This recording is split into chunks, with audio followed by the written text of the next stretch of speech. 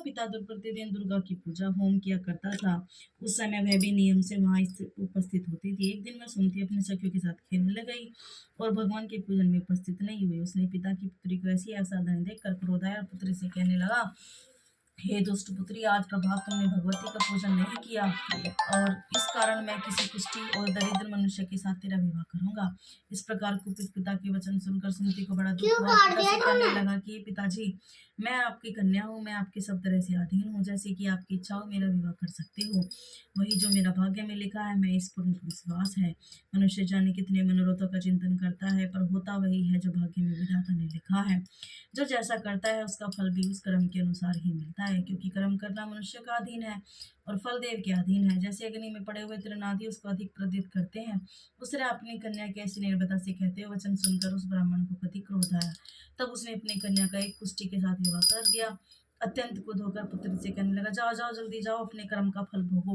देखो केवल भाग्य भरोसे पर रहकर क्या करती है। इस प्रकार से कहे पिता के कटु वचनों को सुनकर सुमति अपने मन में विचार करने लगी, अहो मेरा बड़ा बहुत दुर्भाग्य है जिससे मुझे ऐसा पति मिला। इस तरह अपने दुख का विचार करती हुई वह सुमति अपने पति के साथ वन चली गई और भगवान कुशावत के स्थान पर उन्होंने बारात बड़े कष्ट से रात की। उस करीब वाली व्याख्या से दस देखकर भगवती पूर्ण प्रभाव से प्रकट होकर सुमति से कहने लगी, हे ब्राह्मणी, मैं तुम पर प्रसन्न हूँ, तुम जो चाहो वरदान मांग सकती हो। मैं प्रसन्न होकर मनवांछित फल देने वाली हूँ। इस प्रकार भगवती दुर्गा का वचन सुनकर ब्राह्मणी कहने लगी, आप कौन है जो मुझ पर प्रसन्न हुई हो? यह सब मेरे लिए कहो, अपने कृपा दृष्टि मुझ दासी के कृतार्थ करो। ऐसा ब्राह्मणी का वचन सुनकर देवी कहने लगी, मैं आदि शक्ति हूँ, मैं ही ब्रह्मा, वेद्या और सरस्वती हूँ। मैं प्रसन्न होने पर प्राणियों को दुख दूर कर सबको सुख प्रदान करती हूँ। हे ब्राह्मणी, मैं तुम पर तेरे पूर्व जन्म के पुण्य के प्रभाव से प्रसन्न हूँ। तुम्हारे पूर्व जन्म का वृत्तांत सुनाती हूँ, सुनो। तुम पूर्व जन्म में निषाद की स्त्री थी, अति पतिव्रता थी। एक दिन तेरे पति निषाद ने चोरी की। चोरी करने के कारण तुम दोनों को सिपाहियों ने पकड़ लिया और ले जाकर जेल खाने में कैद कर दिया। उन लोगों ने तेरे को और तेरे पति को भोजन भी नहीं दिया। इस प्रकार नवरात्र के दिनों में तुमने न तो कुछ खाया नहीं जल पिया, इसलिए 9 दिन तक नवरात्र का व्रत हो गया। हे ब्राह्मणी, उन दिनों जो व्रत हुआ उस व्रत के प्रभाव से प्रसन्न होकर तुम्हें मनोवांछित वस्तु दे रही हूँ। तुम्हारी जो इच्छा है सो मांगो। इस प्रकार दुर्गा की कही वचन सुनकर ब्राह्मणी बोली, अगर आप मुझ पर प्रसन्न हैं तो दुर्गे इस आपको प्रणाम करती हूँ, कृपा करके मेरे पति के कोढ़ को दूर करो। देवी कहने लगी, उन दिनों जो तुमने व्रत किया था उस व्रत के एक दिन का पुण्य अपने पति को कोढ़ दूर होने के लिए अर्पण करो। मेरे प्रभाव से तेरा पति कोढ़ से रहित सोने के समान शरीर वाला हो जाएगा। ब्रह्मा जी बोले। इस प्रकार देवी का वचन सुनकर वह ब्राह्मणी बहुत प्रसन्न हुई और पति को निरोग करने की इच्छा से ठीक है ऐसी बोली। तब तक उसका पति का शरीर भगवती दुर्गा की कृपा से कुष्ठहीन होकर अति कांति युक्त हो गया, जिसका कांति के समान चंद्रमा की कांति भी क्षीण हो जाती है। वह ब्राह्मणी पति की मनोहर देख को देखकर देवी के अति पराक्रमी वाली समझकर स्तुति करने लगी, हे दुर्गे, आप दुर्गत और दूर करने वाली, तीनों जगत का संताप हरने वाली, समस्त दुखों को दूर करने वाली, रोगी मनुष्य को निरोग करने वाली, प्रसन्न होने पर मनवांछित वस्तु को देने वाली, दुष्ट मनुष्य का नाश करने वाली हो।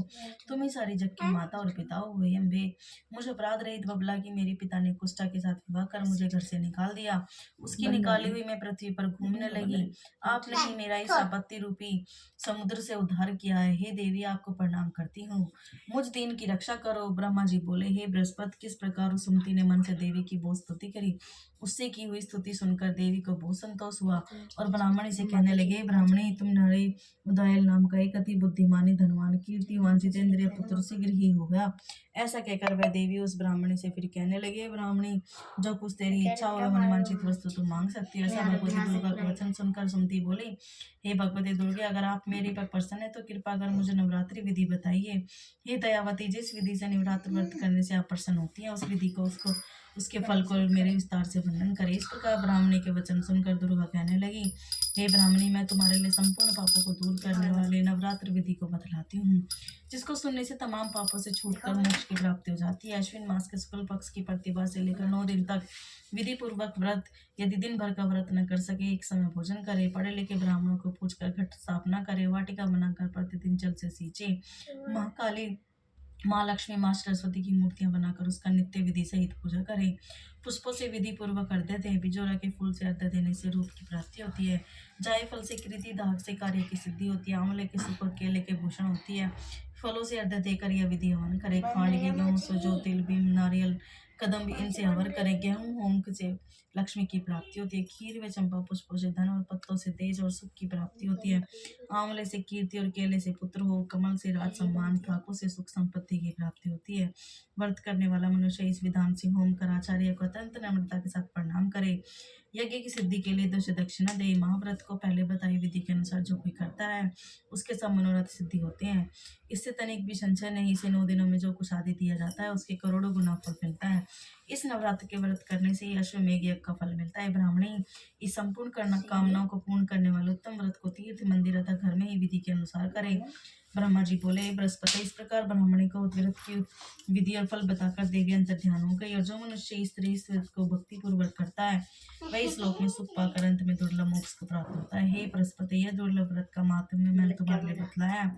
ऐसा ब्रह्मा जी के वचन सुनकर बृहस्पति जी आनंद के कारण वंचित हो गए। ब्रह्मा जी से कहने लगे, ब्रह्मा जी आपने मुझ पर कृपा करी अमृत के समान इस नवरात्रि व्रत का महात्म्य सुनाया है। प्रभु आपको बिना और इस महात्म्य को सुना सकता है। इस बृहस्पति के वचन सुनकर ब्रह्मा जी बोले, बृहस्पति, तुमने सब प्राणियों को हित करने वाले इस अलौकिक व्रत को पूछा, इसलिए तुम धन्य हो। यह भगवती शक्ति संपूर्ण लोगों को पालन करने वाली है। इस महादेवी के प्रभाव को कौन जान सकता है। बोल दुर्गे मैया की जय।